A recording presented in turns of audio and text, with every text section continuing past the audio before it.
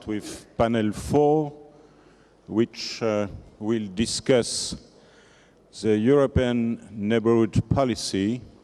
We have high-level, high-profile panelists: for President, an American friend, Libyan Foreign Minister, and Novruz Mammadov, head of the International Affairs Department of Azerbaijan President Office, is now with the President. He will join us later on.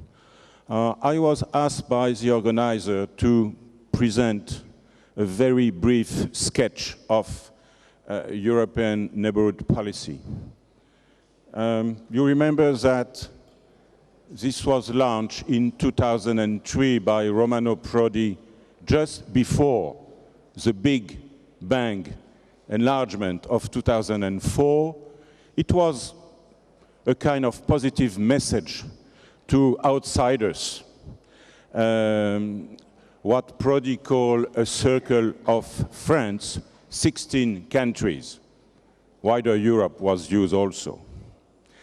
As you know, the new Commission has decided to review the European Neighbourhood Policy. Federica Mogherini asked for fresh ideas, new papers, included self-criticism. And the new Commissioner, Johannes Hahn, is in charge of both negotiation of enlargement and European Neighbourhood Policy, which is a strong signal.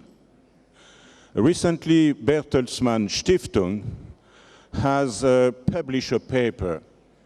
Title is EU Neighbourhood in Shambles, with some recommendation for a new strategy towards what is called by Bertelsmann Stiftung arc of instability. Instability in Ukraine, but Arab transition is not always leading to instability, as we saw in Tunisia and Egypt. The paper is stressing the fact that member states are sometimes pursuing different or divergent interests and goals among the 16 states concerned. And also among the 16 states, the wish for reform or for cooperation with the EU is rather heterogeneous. If you look at figures of money, because it's also about money, not also about transformation, the total amount devoted by EU Commission to European Neighbourhood Policy for 2015-2020 is more or less 15 billion euros for 16 countries. And you can compare that with 11 billion euro devoted to Balkan instrument for accession assistance, included Turkey, 4 billion. By the way, there is a big limit between a gap between insider and outsider. At the same time, Poland will receive 78 billion euros. So to be within the Union or outside the Union, it makes a big difference as far as money is concerned.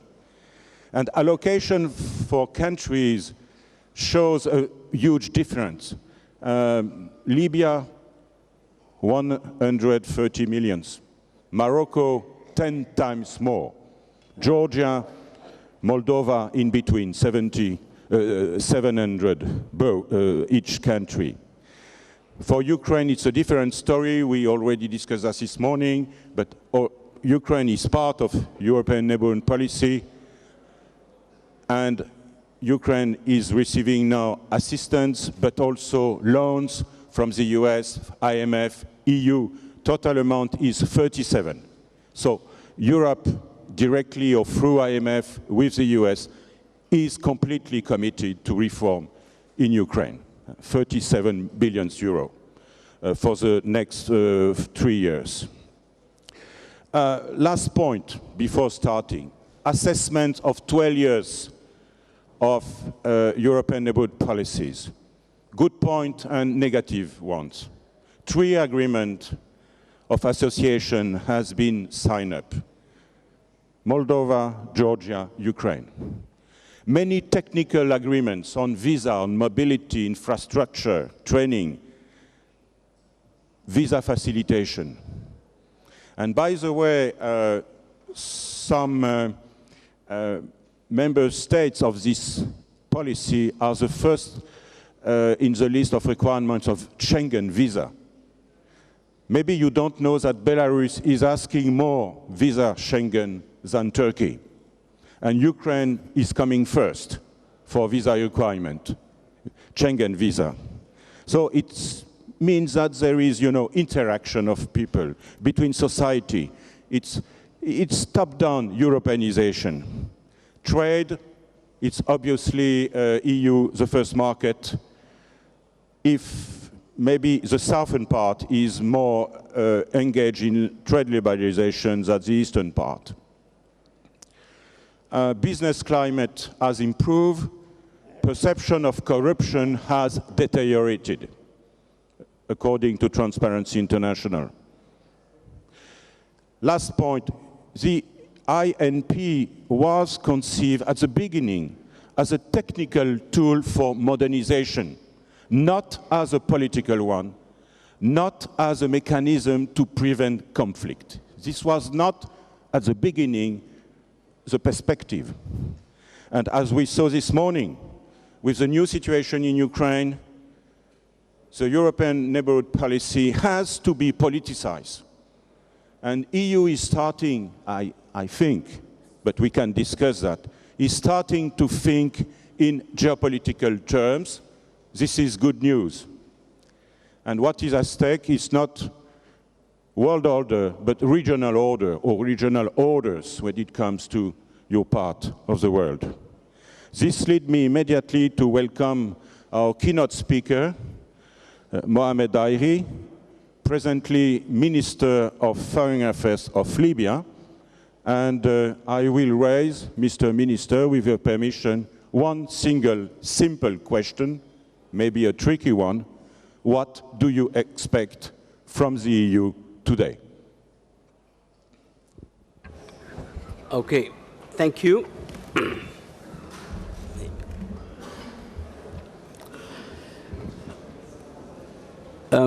Before asking directly your questions, I would like just to point out that unfortunately or fortunately, Libya has become the international, a subject of international attention and focus, not least because of the spillover of the security environment that we have had in Libya that had impacts on neighboring countries, immediate neighboring countries such as Tunisia, Algeria, Egypt, and others.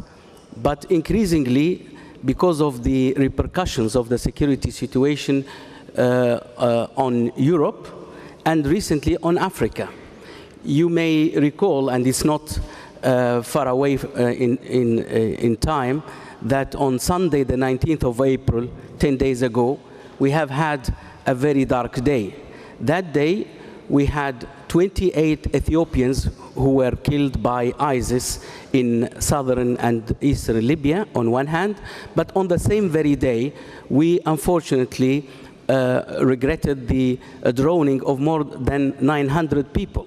So Libya is becoming an international focus for Africans, for Europeans, and for neighboring countries. I just wanted to point out that yesterday we received the information that Ethiopia, after the killing of their own citizens, has asked for an extraordinary meeting next month in Addis Ababa for the Security and Peace and Security Council of the African Union to discuss the very situation of Libya. What happened in Libya after the fall of the Gaddafi regime? We have witnessed a gradual and significant disengagement of the international community, including the European Union. And what one would expect in Libya is a re-engagement of the European Union and others. I'm happy to see that we have with us a panelist from the US State Department. Indeed, we are we would like to see a re-engagement of the international community when it comes to Libya. A swift and serious engagement.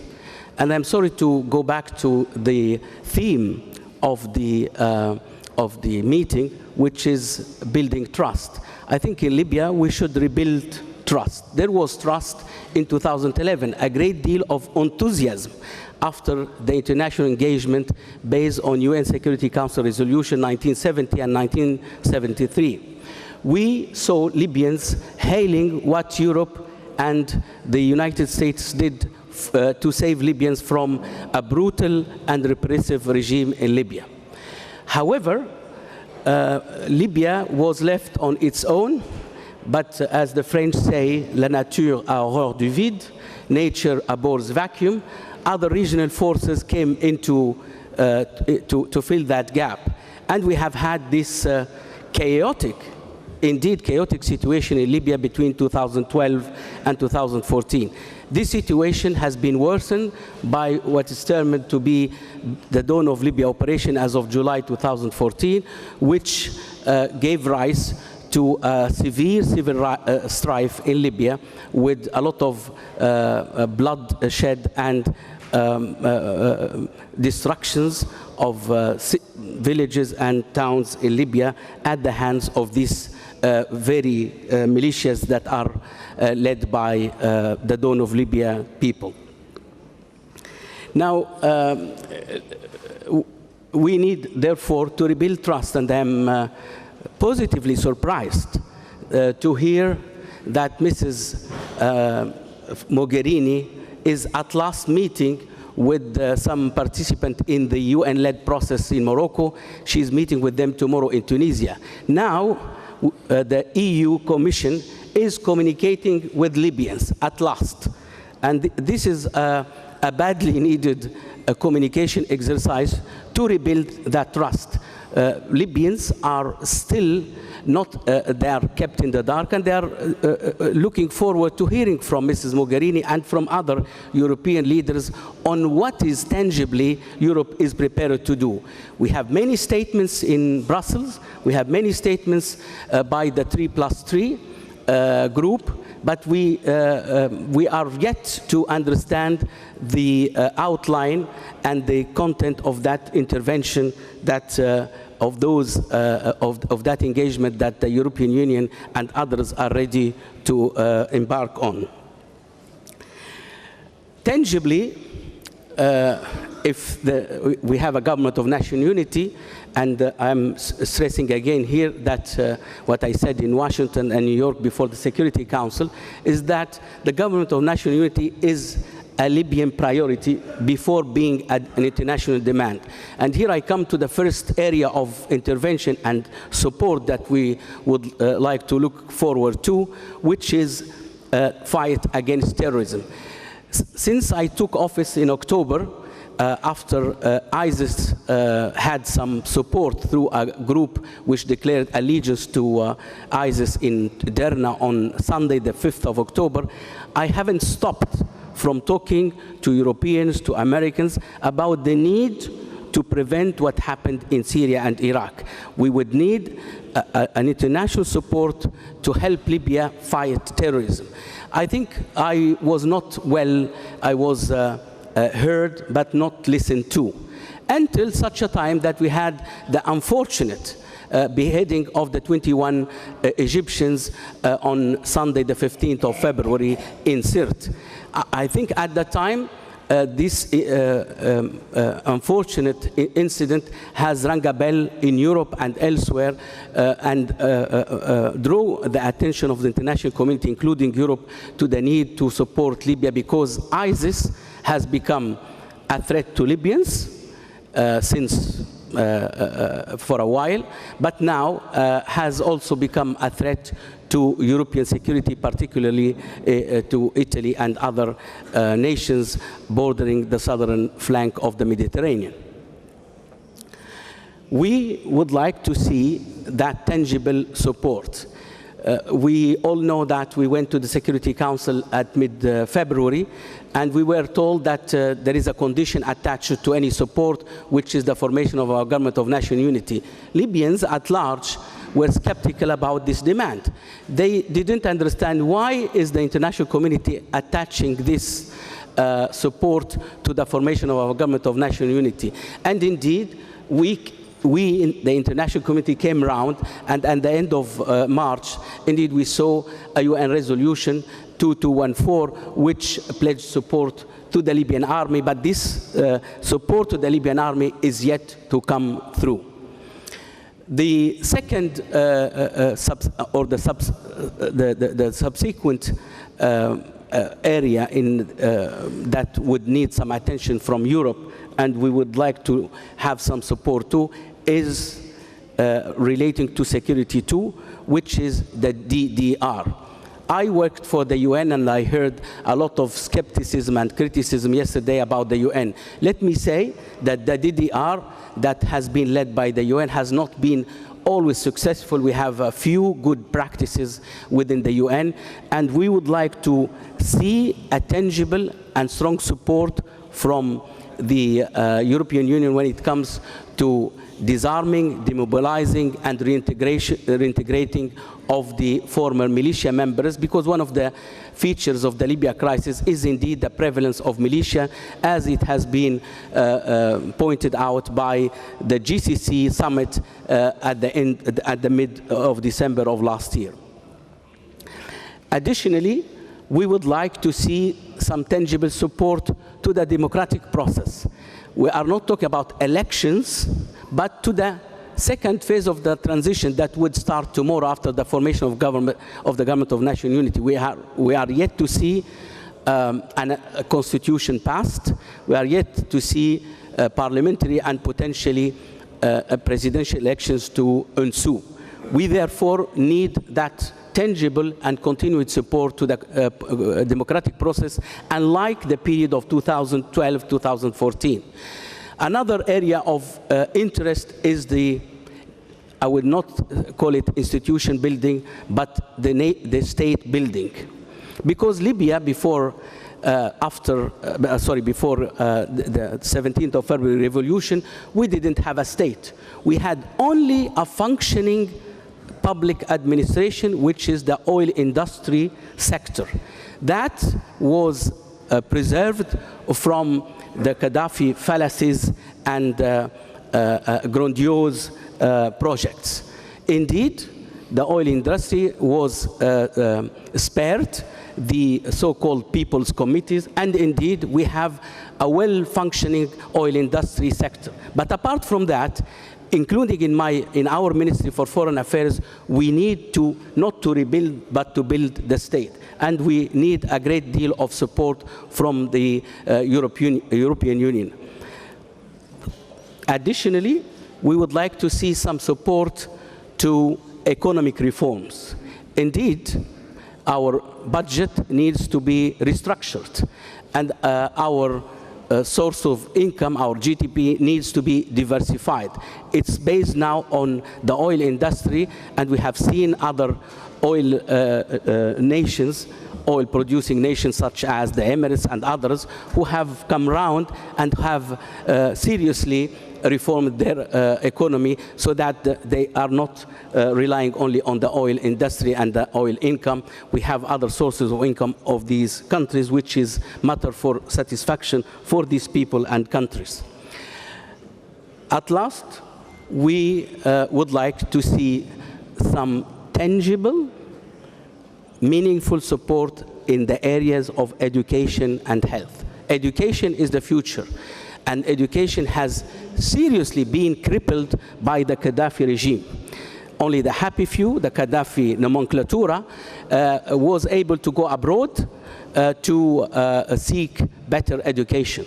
But as we speak, we have to rebuild our nation, and we have really to look seriously at the education and health areas where we have big and significant gaps. Thank you.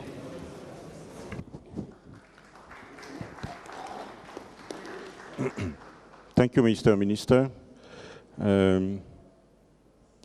Your presence here testifies that there is a very specific geostrategic location of the European Union. 70% of today's international crises are located in a range between 3 and 6 hour flights from Brussels. Indifference is not an option. Now, I will pass on to President Landsbergis. Your country, Mr. President, has been always a vocal promoter of EU commitment with Eastern neighbors. How do you see the Eastern Partnership within the European Neighbourhood Policy today?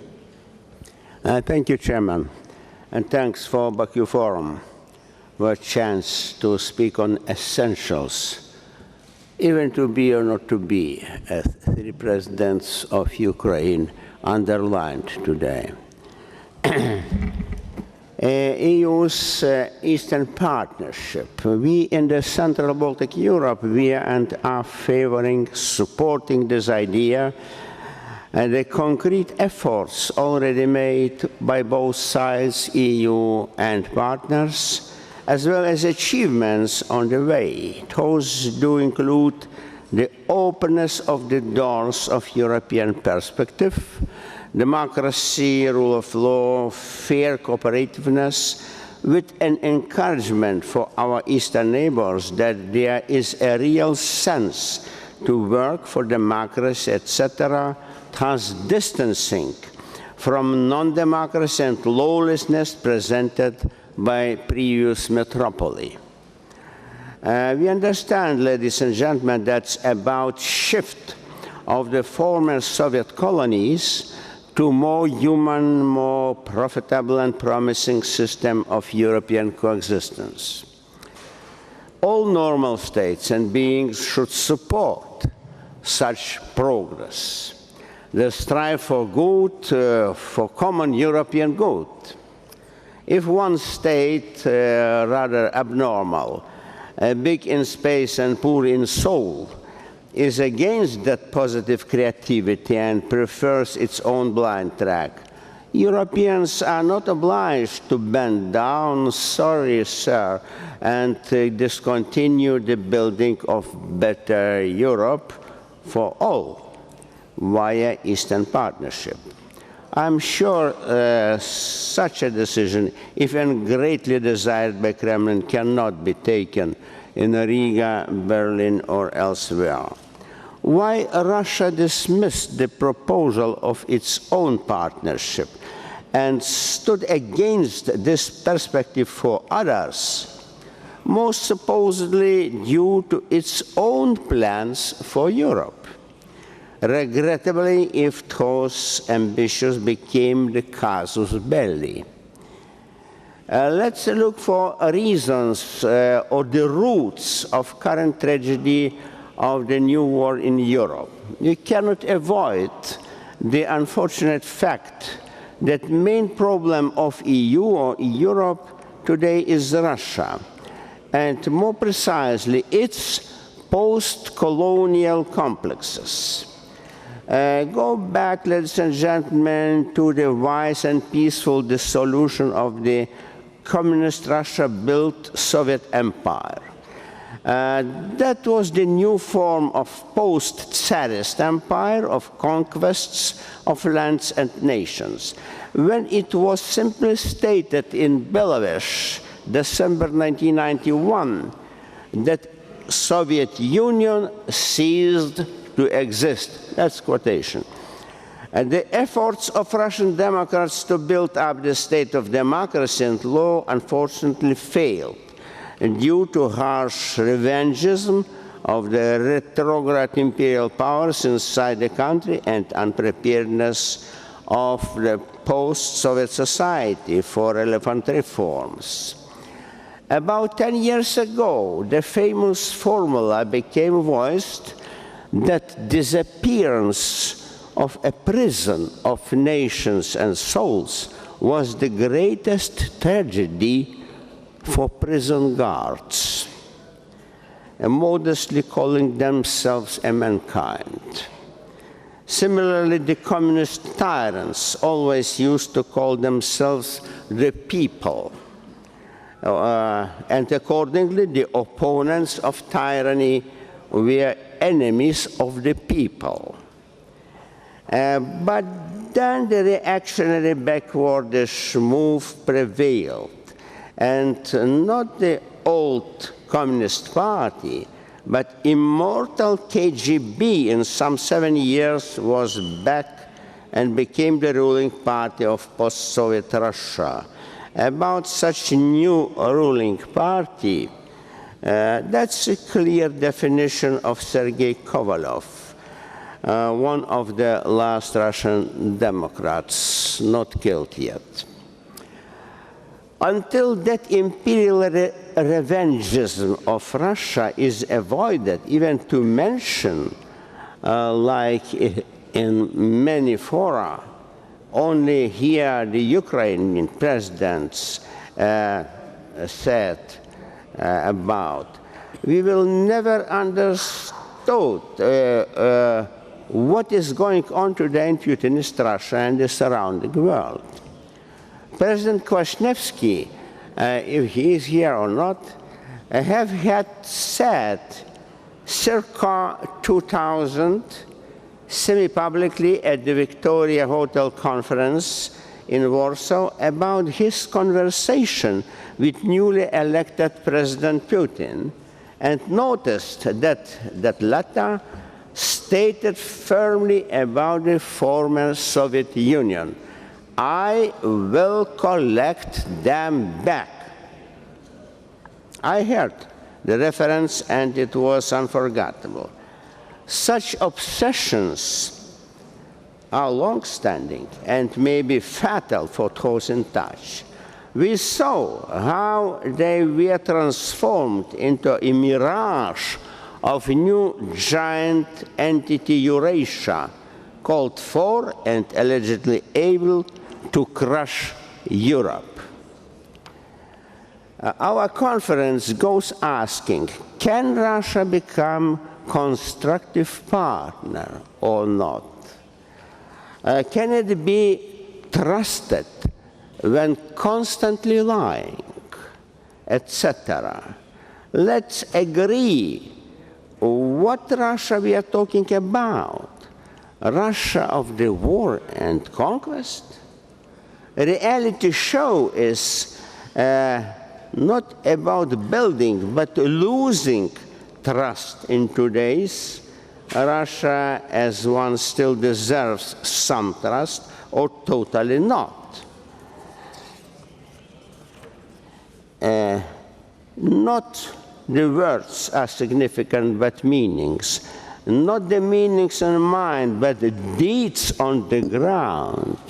As Mr. Putin has said, they are talking only when I go to act. Russia of him is kidding all of us when it talks on international law. The cannibal who consumed his parents goes crying of being orphan. But Russia of Putin is not kidding when it states that international law is mobile and changing its principles along with the real might of those obeying or disobeying. Mr. Gorbachev did present it simply and transparently yesterday here. When abilities of the states are changing, the tasks do change as well. This quotation.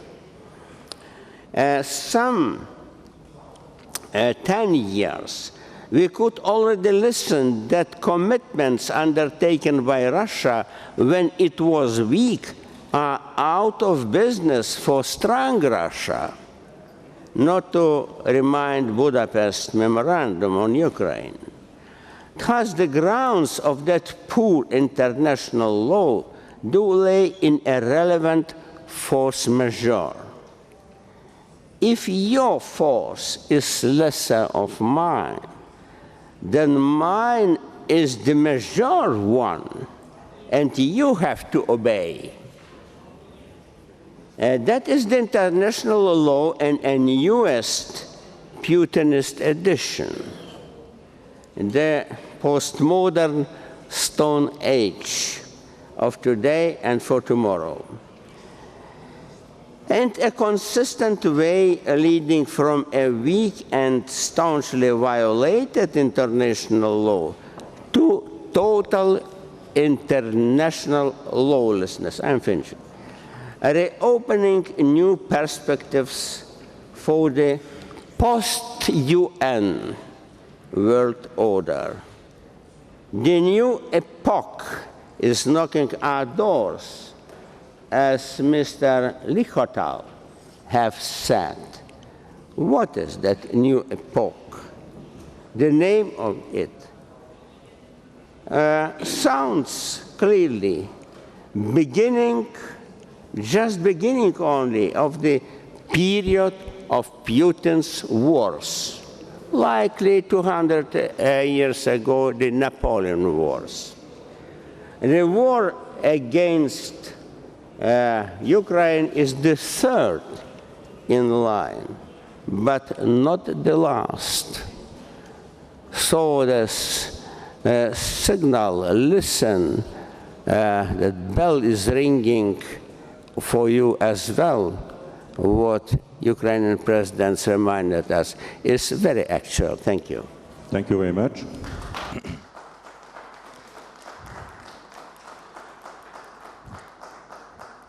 We are very honored to welcome Mr. Nowroz Mammadov. I understand that the President Aliyev told you to join us. Thank you. You were busy with him.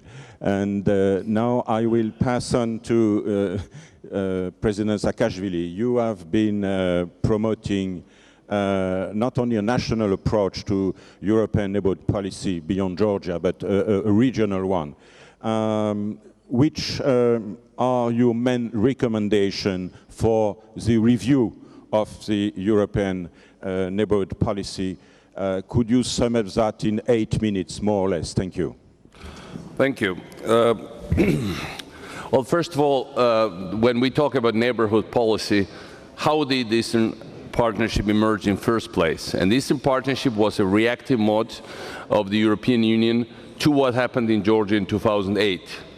Of course, there were people who thought that, what happened in Georgia was an isolated incident, usual way of European thinking that say that some local problem with some crazy local leader confronting great Russia. That also was one of the ways to react to it, but there were more strategic thinkers that understood that the world had changed and the post-Cold War order has been shattered. And then the response to what that was by Sweden's Carl Bildt and Poland's Sikorski to propose Eastern Partnership, which was addition to already existing partnerships in the north of Africa and other places. And that's how Eastern Partnership has emerged. Now, you see that the countries are very different in Eastern Partnership, but they have lots of things in common. Every time I come to Azerbaijan, I also see, and I come here quite often, the evolution of approaches from both sides. I get inspired by development that happens there, no doubt about it, because I've seen Azerbaijan in Soviet times, immediately post-Soviet times. Certainly, I started to come here as on official visits since 2003, and in 2003, when poverty was at 50% rate here, so you can imagine what kind of progress has been reached. But I've also seen evolution of attitudes towards Azerbaijan. The point here is that, it was okay to beat Azerbaijan anytime something would, some European, it was a fashionable thing for European MPs to go out and say, oh yeah, by the way, we should of course respect Russia, Russia is an important international partner, strategic thing, but for this Azerbaijan, we, human rights violations, A, B, C, D. And this was a very hypocritical approach, always.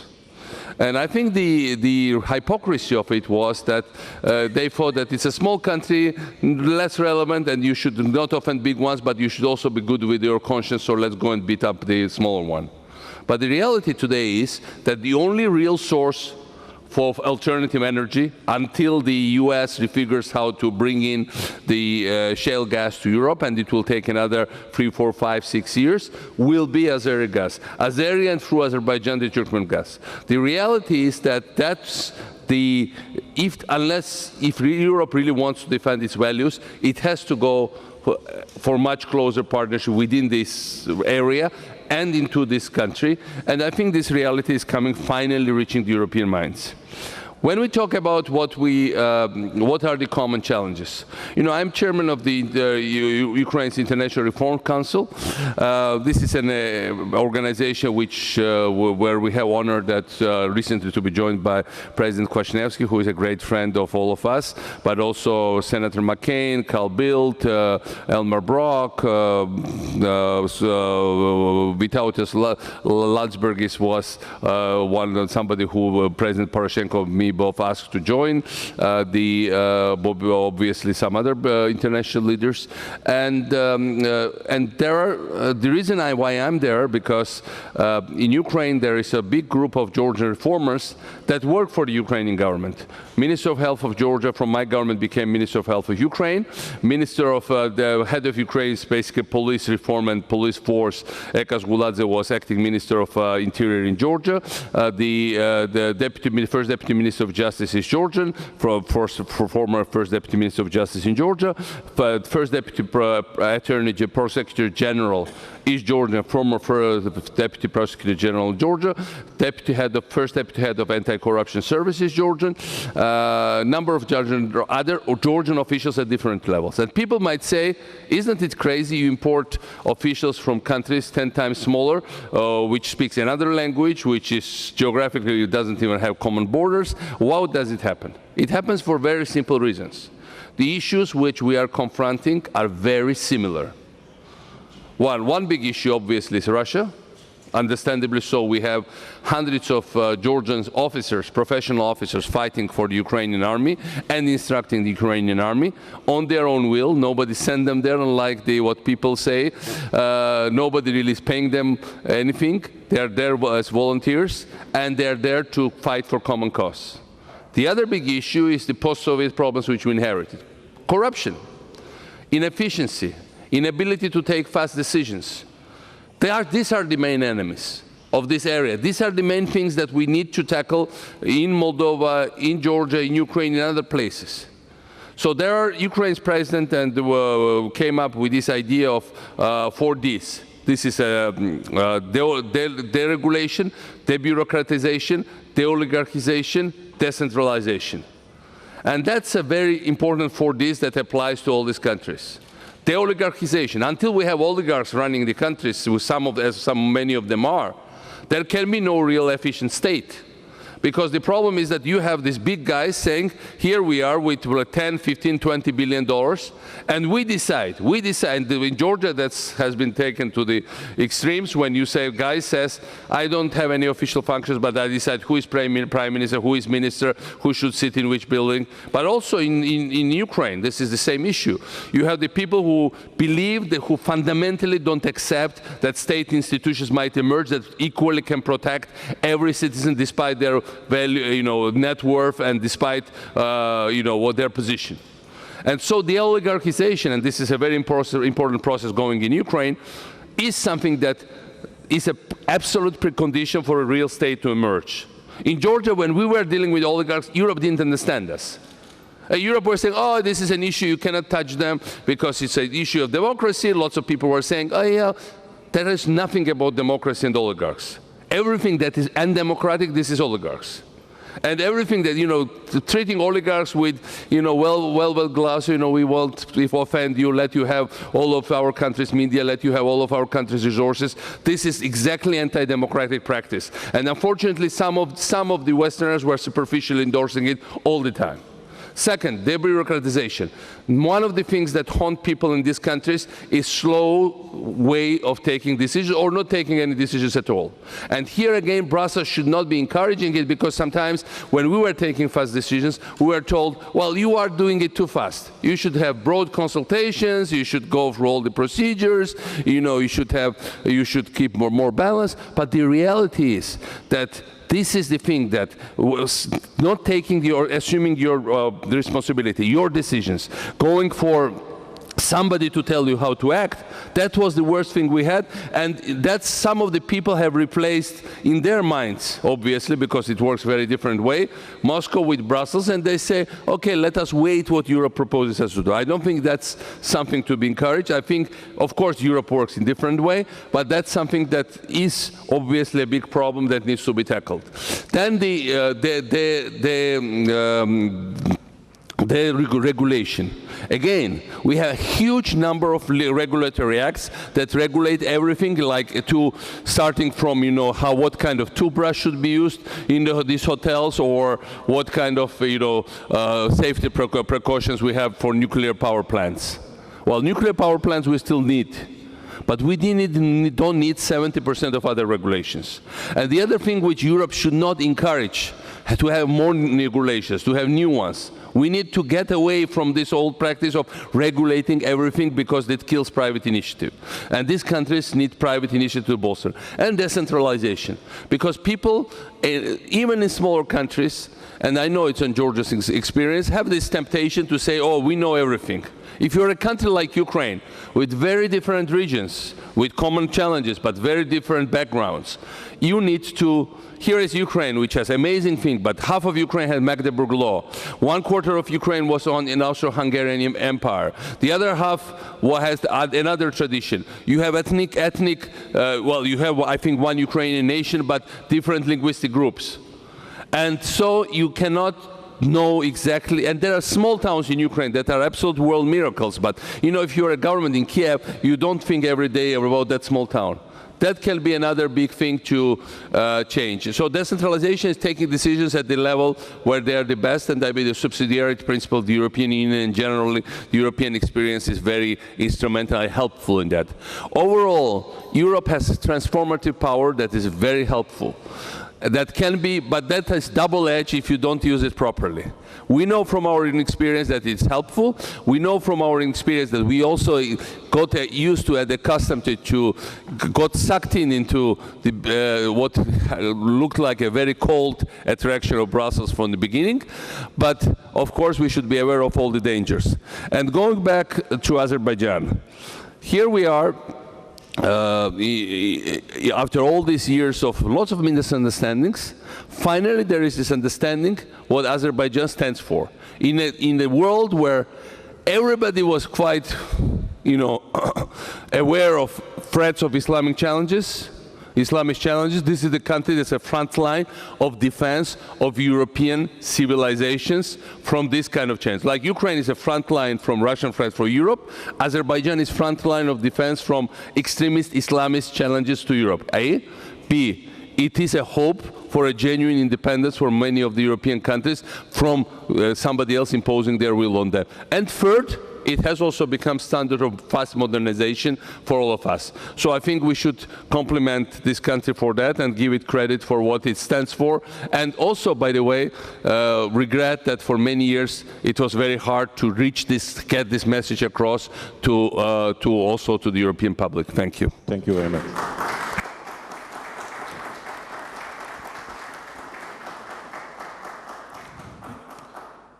President Lushinsky, you have an established reputation of pragmatism.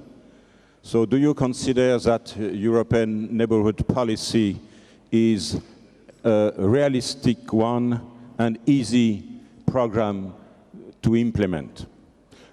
Could you stick to 8 minutes, please, because we are more running out of time. Thank you. Спасибо большое. Я с большим удовольствием принимаю участие в бакинских форумах, потому что вижу, этот форум становится одним из самых влиятельных в мире, где собираются люди самого высокого положения и опыта, поэтому интересно всегда обмениваться опытом, высказать свои соображения по различным темам. Восточное партнерство, которое утверждено и которое занимается Европейский Союз, безусловно, является очень удачной формой, потому что любое сообщество нуждается в том, чтобы соседи, ближайшие соседи жили в нормальных условиях, были процветающими, стабильными государствами. Поэтому это все понятно. Понятно и то, что этим странам надо оказывать какую-то помощь, хотя я хочу вам заявить, что Молдова, например, не просит дополнительно. Вот здесь мы все слышим, что Европа должна помочь. Нам помогают. И я считаю, что в принципе достаточно. Весь разговор в том, что каждая программа имеет две составные части. Имеет идею, что хотим, чего хотим добиваться, и создание механизма реализации этой идеи. На протяжении всей своей карьеры политической я убедился, очень великолепные идеи, не разработан механизм внедрения, и так остается как идеи.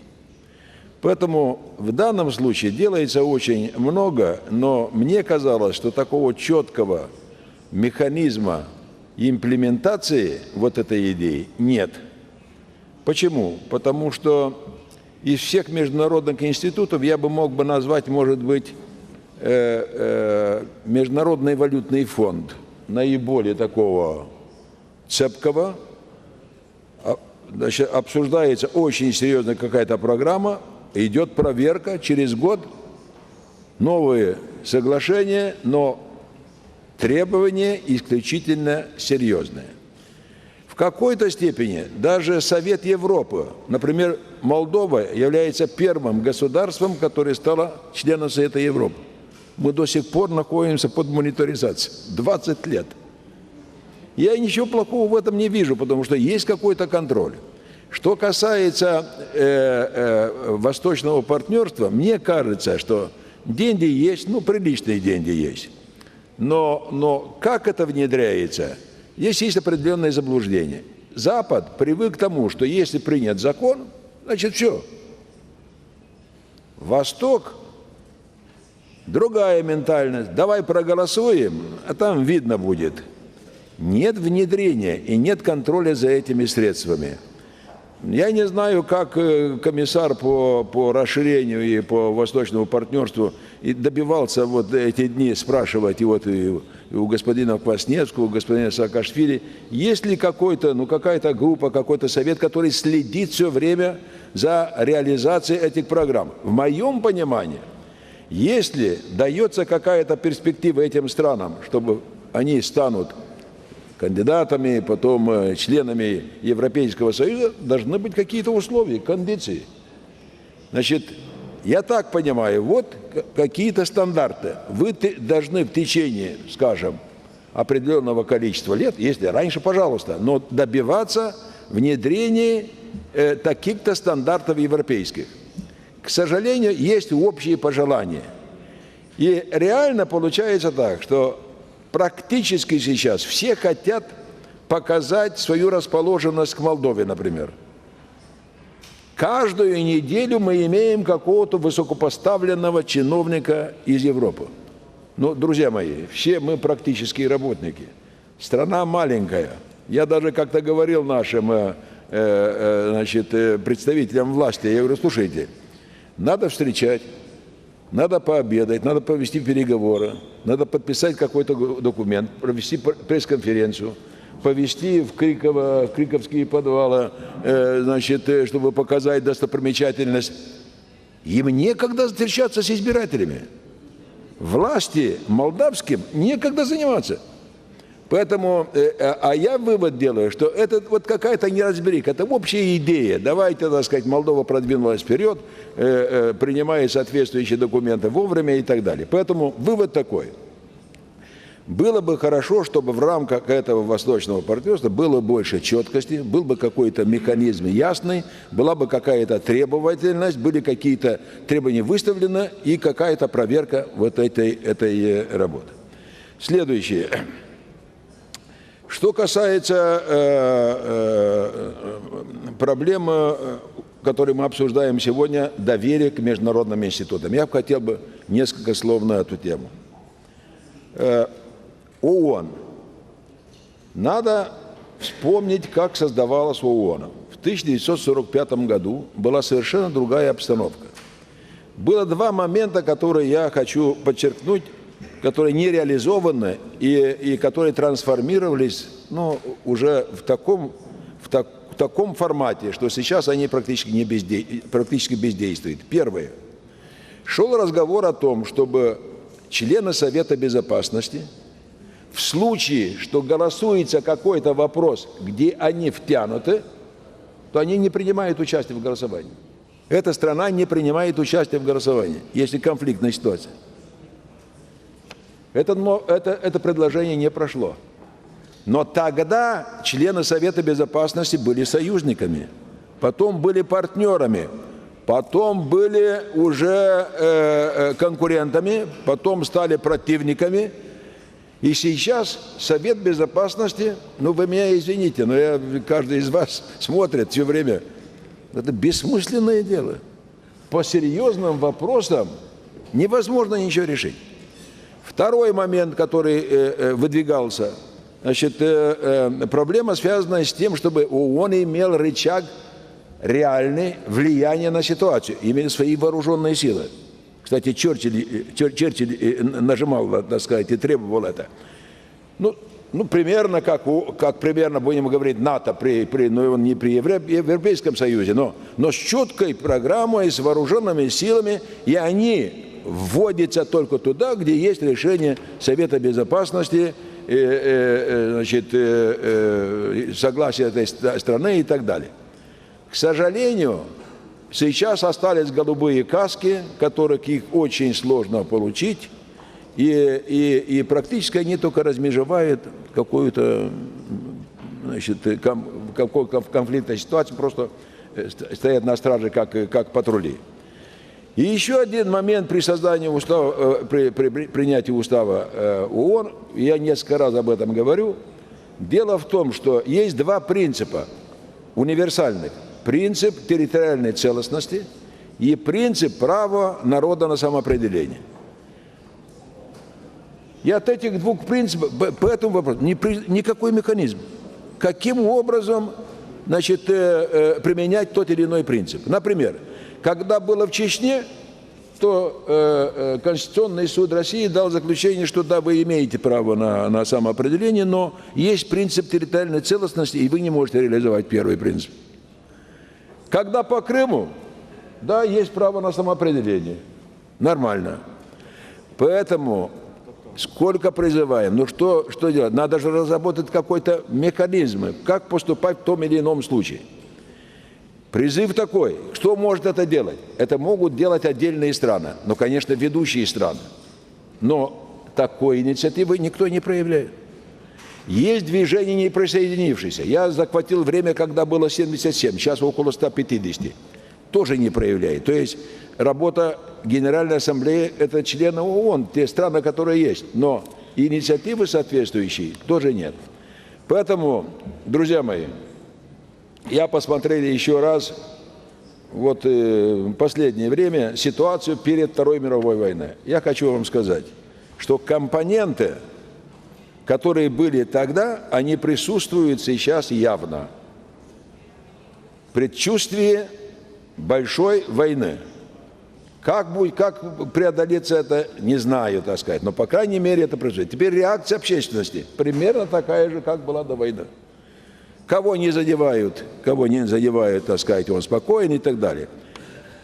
Необязательность и последнее выражение, которое я хотел бы закончить свое выступление.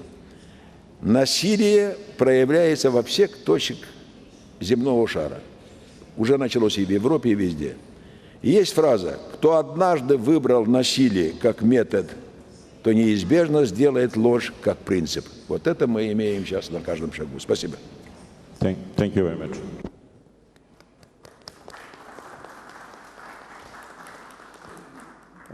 President Zatlers, Latvia is presently having the presidency of the European Union Council for the first time since accession.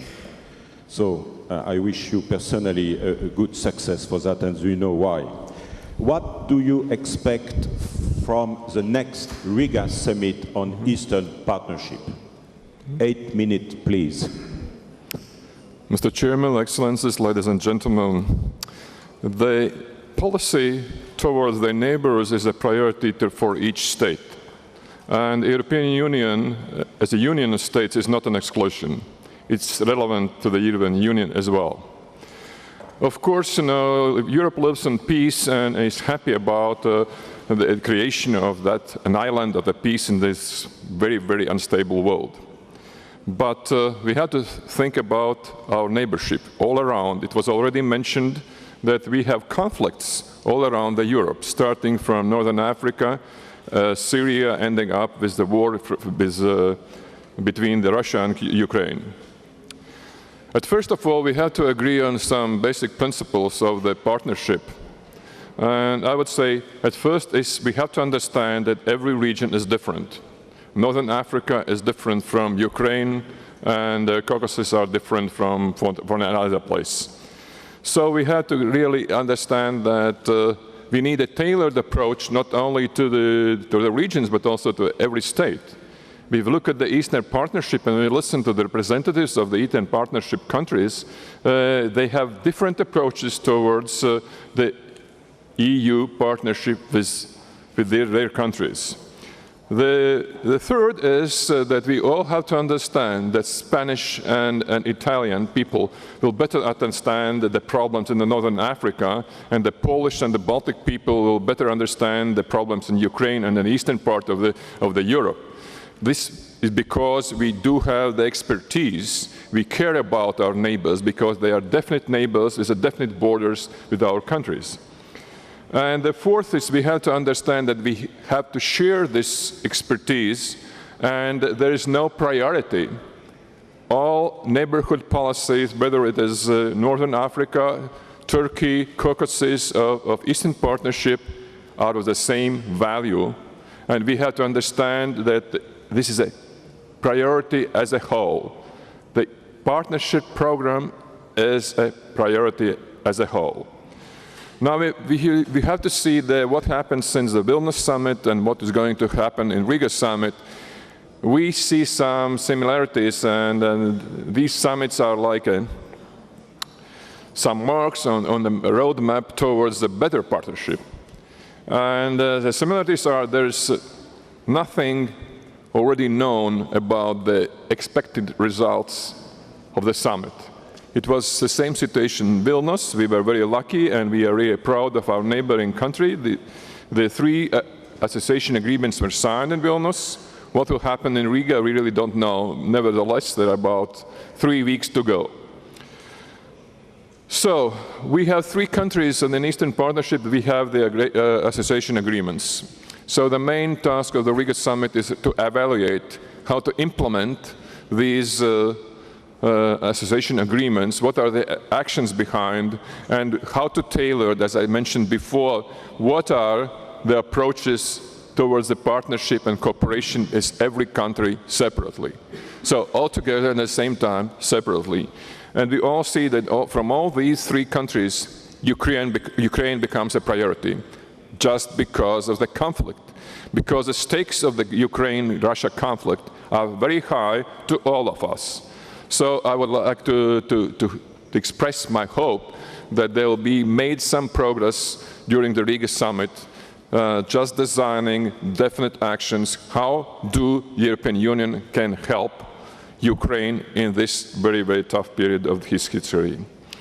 I would say we have some states with no agreements yet. From these states, Azerbaijan is a priority. I would like to see that we end up the Riga summit as a result of signing the agreement between Azerbaijan and the European Union. It was really expected to have a strategic partnership agreement which was suitable for both sides, but ridiculously, Ukraine and Russia has a strategic partnership agreement. EU and Russia has a strategic partnership agreement, and this is a situation that's not the right word in the right time.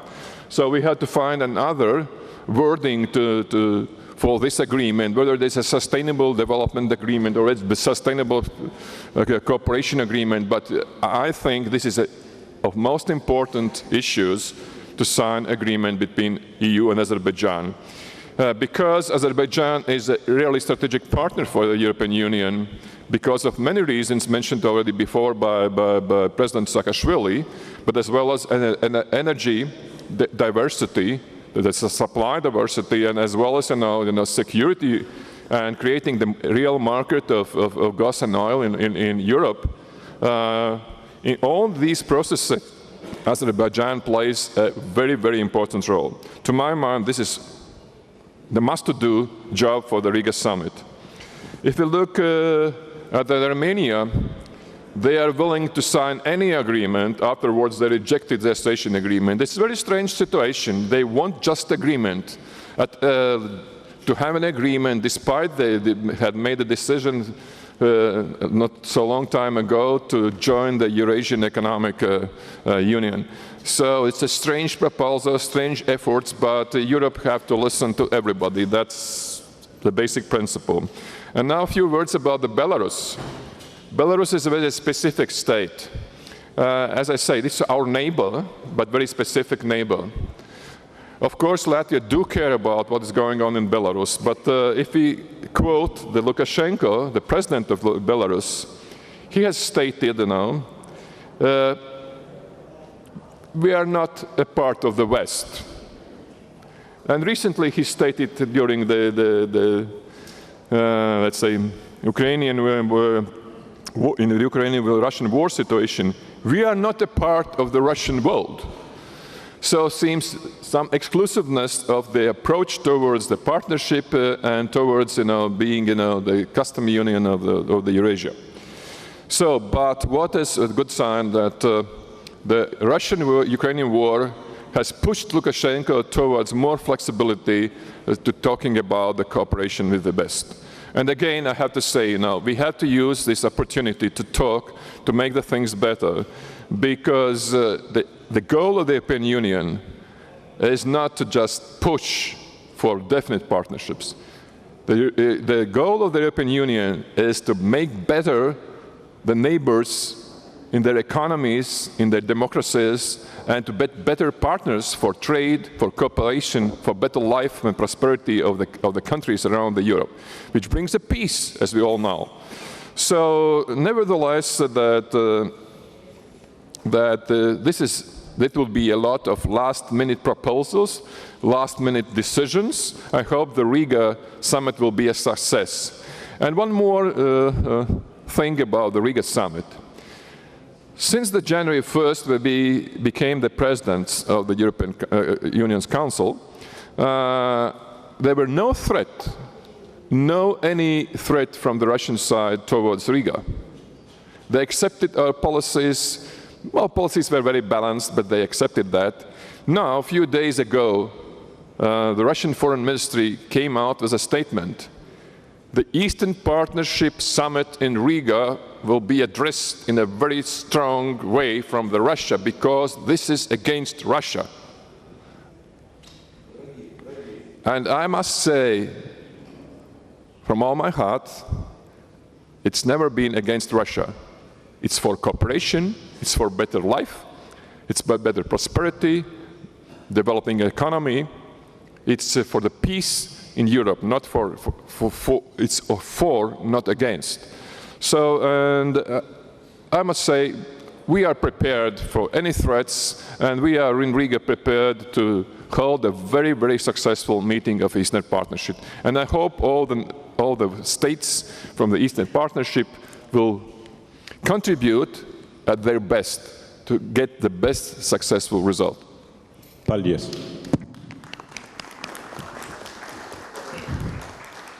So with David Merkel now we will share an American perspective on European neighborhood policy. Great. Well, thank you very much. I in the interest of time, don't want to repeat the very good points that yes. Yes, please. No. Closer. All right. you may change your mind. But I don't want to repeat the very good points colleagues have said, except to compliment the Baku Global Forum as a great venue, and for all of us enjoying the great hospitality here in Baku. I'd like to talk just for a second on the Eastern Partnership, a word on Ukraine and Libya, and then that leads into the campaign and how the presidential candidates will handle foreign policy and the transition from President Obama. What I think is important on the Eastern Partnership, and it was mentioned a little bit by the Polish president, is when NATO membership, when the European Union, when this architecture was offered as membership, was at a point in time when we were forgiving Polish debt. There was a great opportunity of security and prosperity, of coming out of the Eastern Bloc and into European institutions. And because of this, the United States and others could suggest conditionality in addressing issues domestically within the country or among their neighbors. If we think about how the Eastern Partnership measures up as far as what we are asking these countries relative to the benefits of it, I think some questions are raised on exactly the value relative to the cost of it. I would also want to repeat something that President Aliyev and last night President Freiberger mentioned, which is that these countries need to be looked at individually. It's unrealistic, as was mentioned, to put Armenia, which is chosen an alliance with Russia, in the same category as other countries, and again with Belarus with countries.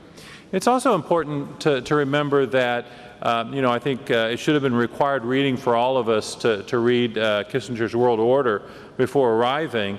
The centrality of Europe, perhaps overstated by those in the room in the past, but at the time of the breakup of the Soviet Union and the dissolution of the Warsaw Pact, the Atlantic Alliance, United States, Europe, was a very bright light, and there wasn't a lot of competition. Russia and its energy wealth hadn't emerged yet. China had not emerged the way it had. So at this point in time, because of the financial crisis of 2008, some of the disadvantages of the war in Iraq that have been mentioned, the choices that countries were made were a little bit more complicated for them. Their local populations had other choices, and therefore the conditionality that we would put from Washington on countries were looked at a bit differently. I just want to, as I said, mention a word on Ukraine and Libya. I was quite taken by the panel that happened before us, and again compliments to the organizers for putting that together.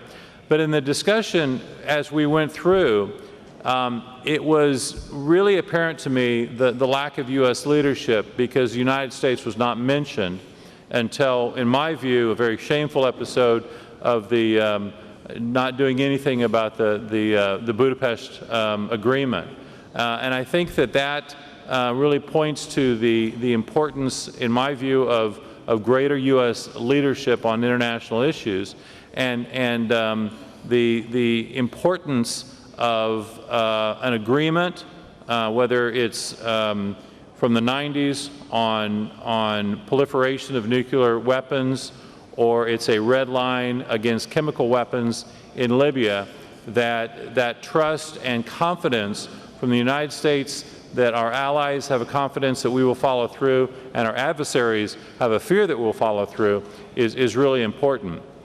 In just a word on Libya, this was something that has really troubled me, because President Obama, as a candidate and even as a senator, was quite popular in his articulation of the after effect of the war in Iraq, and how, in his view, the Bush administration did not plan well for what came after the military intervention.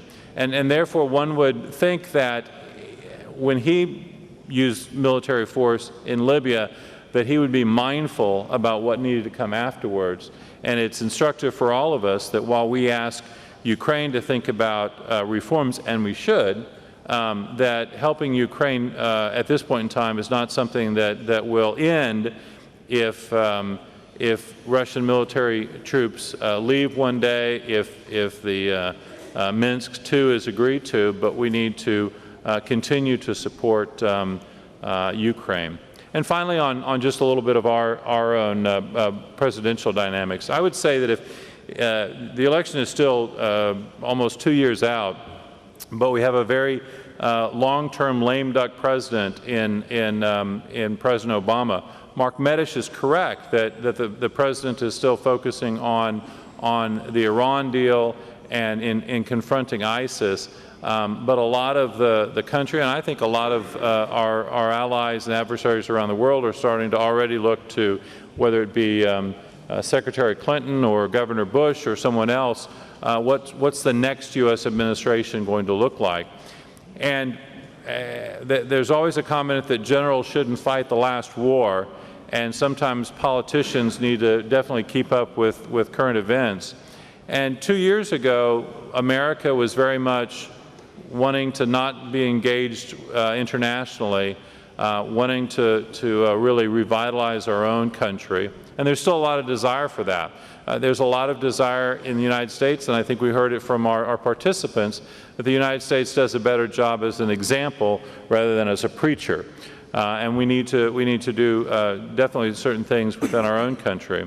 But there's also a great recognition about what has happened in the lack of U.S. leadership. Former Foreign Secretary of the UK, David Miliband, I thought said it well in his view.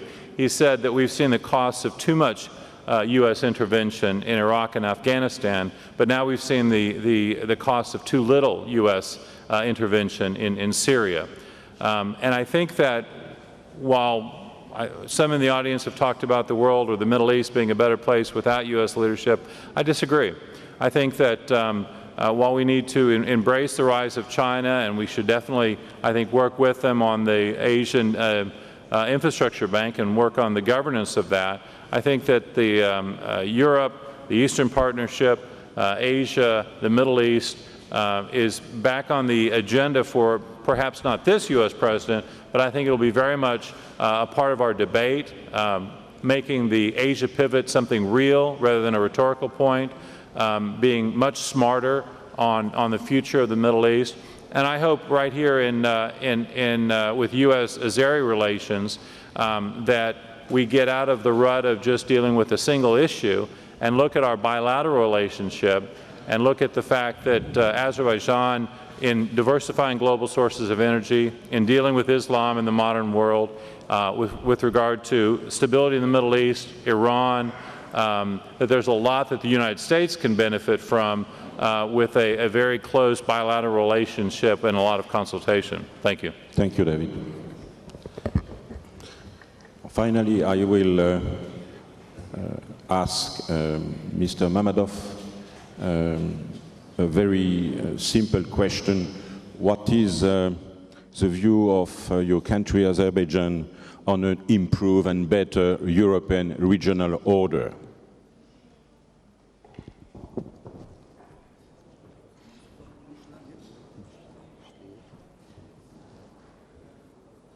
Thank you very much.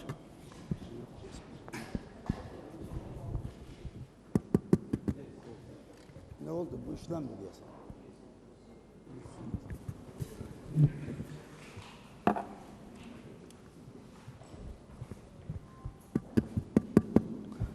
Thank you very much. My English do not allow me to explain all my ideas.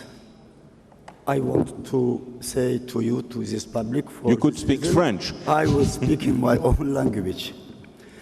Hürmetli Cenab Prezidentler, hürmetli Cenab Baş Nazirler, Nazirler, hürmetli siyasi ve devlet xadimləri, hürmetli jurnalistlər, hər şeydən əvvəl mən sizin hamınızı bu Nizami Ganjavi forumunun təşkil etdiyi 3-cü qlobal Ganjavi mərkəzinin 3-cü qlobal forumda toplandığınız üçün hamınıza minnətdarlığımı bildirirəm. Azərbaycana gec də olsa mən bunu sizə deyirəm, öz adımdan xoş gəlmişsiniz. Doğrudan da bundan əvvəl deyilən fikirlərlə mən razıyam ki, Bakı Qlobal Forumu artıq çox nüfuzlu bir struktura çevrilir və doğrudan da bugün əslində beynəlxalq aləmdə gedən prosesləri hər tərəfli təhlil edib, onların bizi hara apardığını, nə üçün apardığını müzakirə etməyimiz çox lazımdır. Bugün buna bəlkə başqa vaxtlardan daha çox ehtiyac var. Bugün hörmətli prezidentlərimizdən biri cənab Kinski qeyd etdi ki, indiki beynəlxalq aləmdə bir müharibə ab-havası var. Sovet dövründə müharibə kabusu deyərdik biz ona.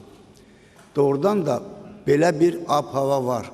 Amma bugün biz həm də gərək soruşaq özümüzdən, nə üçün qısa bir müddətdə belə bir müharibə ab-havası özünü göstərir? Hətta SSR ilə yaxud Varşava müqaviləsi ilə Qərb arasında gərginlik olan zaman belə bu ifadə işlənmirdi. Bunun mən bir cümlə ilə səbəblərindən birini heç təhlil vermədən demək istəyirəm. Bu 20-25 il ərzində dünyada gedən proseslərdə beynəlxalq hüquq, onun norma və prinsipləri yox, daha çox dövlətlərin, xüsusilə böyük dövlətlərin siyasi, iqtisadi və xüsusilə də geosiyasi maraqlarının ortaya qoyulması indiki belə bir zamana gətirib çıxartdı. 25 il əvvəl dünyada təxminən 10 ölkədə narahatlıq doğuran qaynar nöqtə deyilən yer var idi. Bugün isə bu ölkələrin sayı 50-yə yaxınlaşıb və bunlar, bu proseslər öz-özünə baş vermir ki, hansısa səbəbdən baş verir. Çox təəssüflər olsun, bizim ölkəmiz bu illər ərzində gördüyü prosesləri, ona olan münasibəti təhlil etdikdə mənim bu dediklərimi əsaslandırmalı oluram. Mən sizdən üzr istəyirəm, bilirəm, bu deyəsən iclasın sonudur, yəqin ki, nahar vaxtına çatır, çoxlarını istərdim ki, mənə bir neçə dəqiqə artıq vaxt verilsin. Birinci ona görə ki, mən belə fikir verdim, bu çox mühüm forumda çox gözəl ideyalar, fikirlər səslənir, amma Azərbaycan tərəfindən çıxış edənlərin sayı azdır. Mən bunu belə başa düşürəm. Ona görə də bir qədər, bir neçə dəqiqə mənə artıq vaxt versəniz, sizə onunla minnətdar olaram. Amma kimin üçün maraqlı olmasa, düşünürəm, əlbəttə iclası tərk edib gedə bilər, problem yoxdur. Biz, xalqımız uzun müddət müstəqilliyi arzusu ilə yaşayandan sonra 24 il bundan əvvəl müstəqilliyini qazandı. Və o dövrdə mənim özüm universitetdə işləyirdim, universitetdə dərs deyirdim, düşündüm ki, gör nə yaxşı oldu. Dünyanın ən sivil inkişaf etmiş tərəfi Avropa və Qərb bizim bütün problemlərimizdə bizə kömək edəcək və ədalətli olacaqdır. Bu fikirdə təkcə mən deyildim, o dövr Azərbaycanda hamı belə fikirləşirdi. Və dünyanın əksər ölkələrində belə bir fikir var idi. Xüsusilə də mən bunu Orta Asiya dövlətlərində çox güclü müşahidə etdim. Lakin illər keçdikcə vəziyyət elə gəldi ki, özüm bu proseslərin içərisinə düşdüm və məsələlərə yanaşan zaman gördüm, yox, heç də həmişə belə olmurmuş. Və bizim ümidlərimiz müəyyən mənada sındı. Azərbaycan post-sovet məkanında Avropa və Qərblə beynəlxalq sahədə əməkdaşlıq edən, bəlkə də uğurlu əməkdaşlıq nöqtəyə yeganə bir dövlət sayıla bilər, yeganə bir ölkə sayıla bilər. Bütün bu parametrləri götürsək, bu şübhəsiz ki, belədir. Lakin Azərbaycanın bu illərdən, ilk illərdə elə geosiyasi maraqların nəticəsi olaraq ərazilərinin 20% işğal olundu. Dağlıq Qarabağ problemi ortaya çıxdı. Mən geniş bunları izah etmək istəmirəm. Bu günə qədər Qərbdə, Avropada, dünyanın heç bir yerində bu məsələ ilə bağlı beynəlxalq hüquqa uyğun gələ bilən bir fikir söylənilmir. Bugün bu münaqişənin həlli Minsk qrupunun monopoliyasına verilib. hamı da çox yaxşı bilir ki, bu Minsk qrupu bu münaqişəni həll edə bilməz. Amma biz bilə-bilə prosesləri uzun zaman davam etdiririk. Görəsən, nə üçün? Bunun bir səbəblərindən biri bilirsiniz nədir? Qərbdə və Avropada bugün siyasi və dövlət xadimlərindən çoxu düşünür ki, beynəlxalq hüquq nədir? Mən nə dedim, bu cür olmalıdır. Elə beynəlxalq hüquq budur. Amma bu çox təhlükəli bir haldır. Əgər mən düşünürəm, bu ilk dövrlərdə Azərbaycan-Ermənistan Dağlıq Qarabağ münaqişəsi ilə bağlı ədalətli mövqe ortaya qoyulub münaqişə həll edilsəydi, ondan sonraki problemlər bəlkə də olmazdı.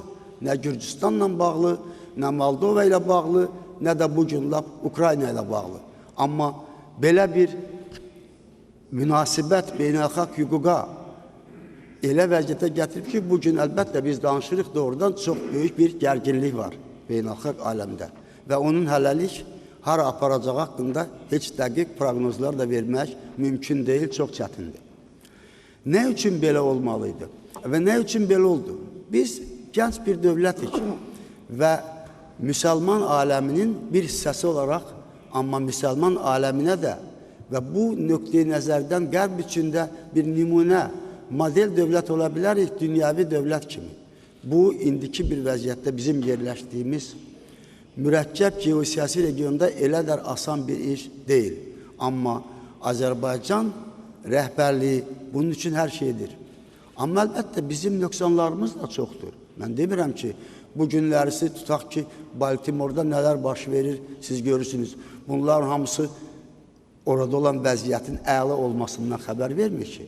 Şübhəsiz Azərbaycanın da nöqsanları vardır. Amma bu nöqsanlara bu cür yanaşmaq Azərbaycanın bugün bizdə olan təəssürat budur. Hər gün, həmişə müəyyən bir təzyiq altında saxlamaq iddiası görünür.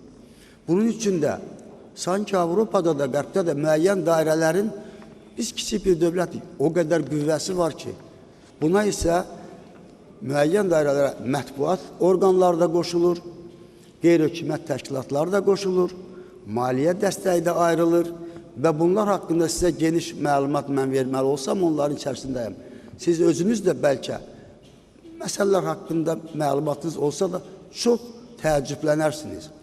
Axı, nə üçün belə olmalıdır? Azərbaycan bugün nümunəvi stabillik, təhlükəsizlik və inkişaf nümayiş etdirir. Yaxşı, Azərbaycanda müəyyən insan hüquqları pozula bilər müəyyən vaxt, demirəm. Demokratiya ilə bağlı müəyyən problemlər ola bilər. Amma Azərbaycana səmimi, ədalətli mövqe nümayiş etdirirsə beynəlxalq birlik, Avropa və Qərb, nə üçün Azərbaycanın ərazilərinin 25 ili işğal altında qalması haqqında bir dəfə də olsun beynəlxalq hüququ xatırlada bilən bir fikir işlətmirlər? Bunun səbəbi necə olmalıdır? Axı, bugün Azərbaycanın əhalisi 9 milyon yarımın hamısı bu sualı, asan bir sualdır, cavab istəyir, özünə verir. Amma bunu heç kim etmək istəmir. İnsan hüquqlarından söhbət gedir. Ola bilsin ki, kiminsə bir nəfərin hüquq pozulub, onu tənqid etmək lazımdır, demək lazımdır. Amma 1 milyona yaxın Azərbaycanlının bütün fundamental hüquqları, yaşamaq hüququ belə pozulubsa, bunun haqqında bir qəzetdə, bir qeyri-hökumət təşkilatı da, bir dövlət nümayəndəsi hökumət nümayəndəsi bir şey demirsə, bu necə ola bilər? Bu insanlar 25 ildir çox ağır şəraitdə nə təhsil almaq, nə o atalarının bastırıldığı qəbristanda bastırılmaq, o xəstəxanada müalicə olunmaq, heç bir hüquqları olmayanlar haqqında bir kəlmə də Qərbdə söz demirlər. Mən düşünürəm ki, bugün əslində beynəlxalq münasibətlərdə ən böyük problem, ən böyük böhran ədalət böhranıdır. Ədalət bugün yoxdur. Ədalətin olmaması, bax, indiki vəziyyətə gəlir. Bu vəziyyət nə Qərb üçün yaxşıdır, nə Avropa üçün, nə o birisi tərəf üçün, nə də bizim üçün. Düşünürdüm ki, 21-ci əsrin əvvəlində insan təfəkkürünün, intellektinin bu cür inkişaf etdiyi dövrdə tamam başqa bir situasiya yaranmalıydı. Amma biz bunun tam əksini görürük. Nə üçün belə olmalıdır?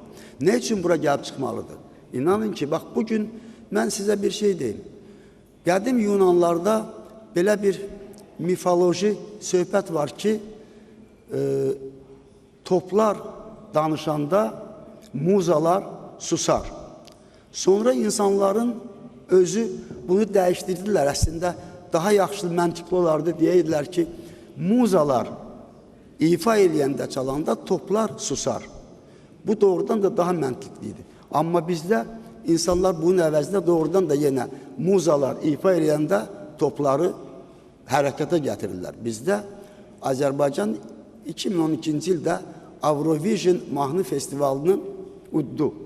Bunun ərəfəsində bizə olan hücumların siz nə dərəcədə yüksək səviyyədə olduğunu görsəydiniz, biz təəccübləndirdik. Bəlkə bu hadisə xatirinə biraz fasilə veriləydi. Yox, olmadı. Qədim Yunanistanda ikinci bir 4-5 il bundan əvvəl qayda var idi. Olimpiyada olan zaman bütün düşmənçiliklərə fasilə verərdilər. Bir çağırış eləyərdilər. Amma bizdə bugün dünyanın tarixində biz də bunu özümüz xahiş eləmədik. Əslində beynəlxalq deməli Olimpiya Komitəsi müdrik bir addım ataraq ilk dəfə Azərbaycana təşrif etdi. Bu Avropa oyunlarının təşkilini. Çünki başqa alternativ də yox idi. Amma bu ərəfədə bizə qarşı bugün elə bir hücum, elə bir kütləvi təzyiq, belə deyim, mexanizmi başlayıb ki, biz bunu təsəvvür edə bilmirik. Bəlkə bu olimpiyada oyunlarının keçirilməsinə imkan verib sonra başlayaydılar. Xeyr, belə deyil. İnanın, bugün biz bildiklərimizin hamısını sizə desək, siz təəccüblənərsiniz. Nəticə hara gətirir? Bugünkü forumun adına baxın. Building Trust in the Emerging World. Bəs bu inamı, etimadı məgər bu cür qururlarmı? Axıb Azərbaycan dövlətinin, ölkənin, əhalisinin bu proseslərdə gördüyü işləri həm enerji sahəsində, həm terrorizmə qarşı mübarizədə, həm beynəlxalq əməkdaşlıqda, humanitar əlaqələrin inkişafında, yəni bütün məsələlərdə Azərbaycan şərqlə qərb, xristiyan dünyası ilə İslam, şimalla cənub arasında bir körpüdür və bu funksiyanı da çox şərəflə, uğurla yerinə yetirir. Amma bunu heç kim nəzərə almaq belə istəmir. Mən düşünürəm ki, doğrudan da bugün beynəlxalq aləmdə çox təhlükəli proseslər gedir və təəssüf edirəm ki, bu addımların çoxu sanki bilə-bilə atılır, hara gətirər. Amma belə olmalı deyil. Bilirsinizmi? Birinci Dünya Müharibəsi, İkinci Dünya Müharibəsi, müəyyən böyük hadisələr haqqında bugün danışanda müxtəlif pozisiyalar, müxtəlif mövqelər olur.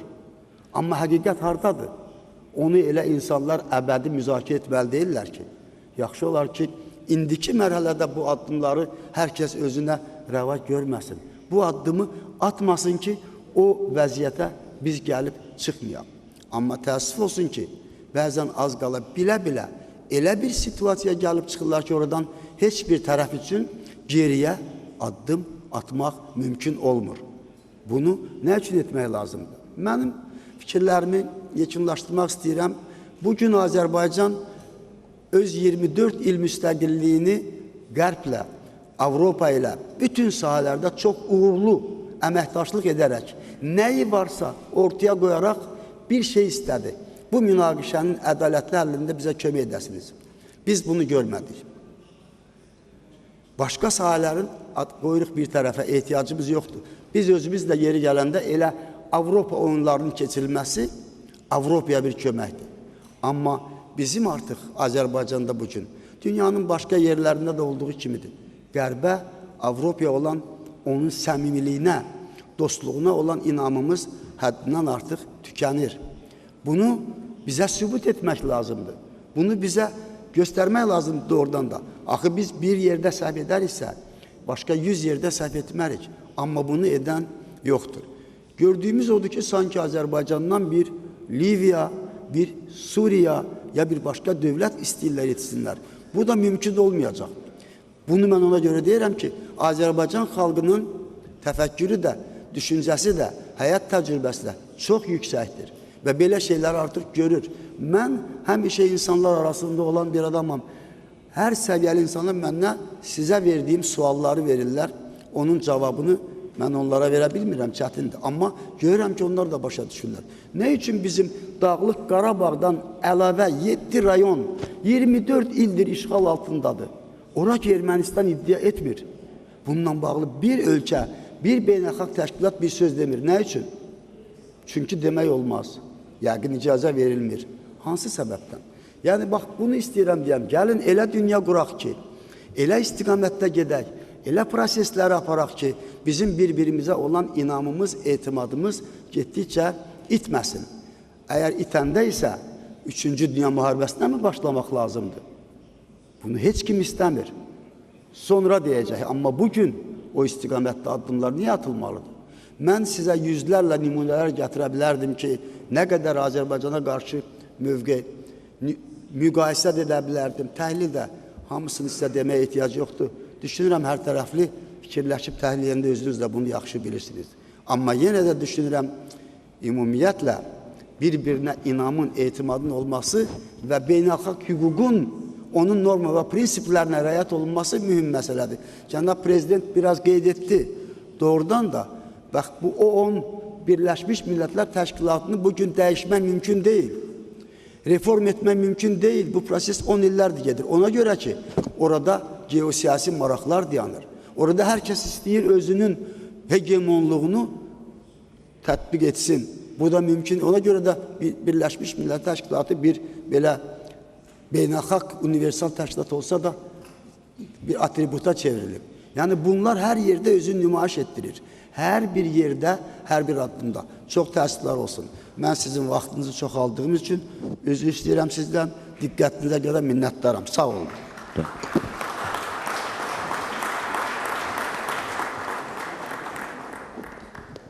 Thank you very much, Mr. Mammadov. I think we got your points. I propose to have question and answer during lunchtime. Thank you. And I close the session. Thank you very much.